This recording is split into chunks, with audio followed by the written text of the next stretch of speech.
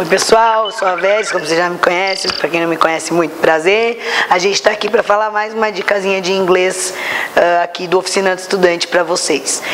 Presente perfeito, tempo verbal que normalmente a maioria das pessoas tropeçam, né?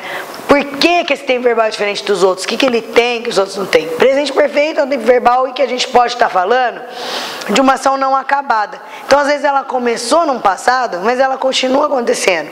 Quando eu digo assim, eu trabalho lá há 10 anos, eu trabalho lá há 2 anos, eu estou falando de uma ação que começou alguns anos atrás, mas que ainda se mantém, né? É um presente perfeito.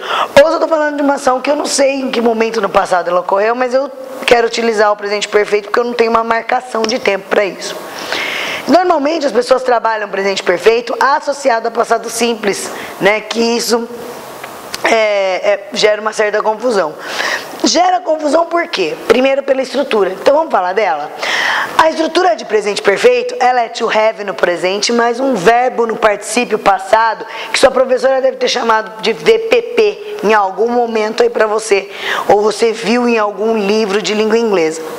O to have no presente, ele é ou has ou have.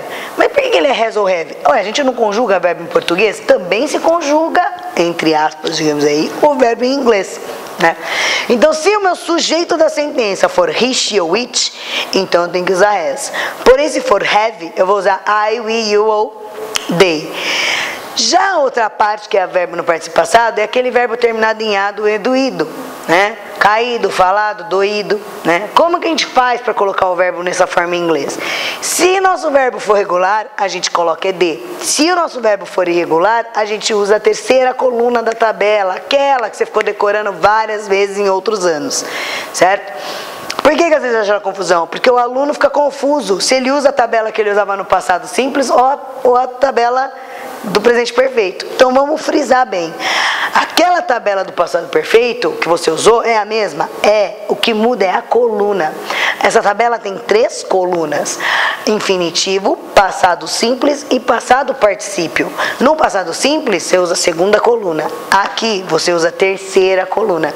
Isso é uma das coisas que você não pode esquecer, tanto para a questão teste quanto para aquelas questões chatas que você tem que completar os espacinhos e saber como coloca o tempo verbal da melhor forma, ok? Então é facinho a estrutura do nosso presente perfeito. A gente não está nem comparando ele com outro ainda, hein?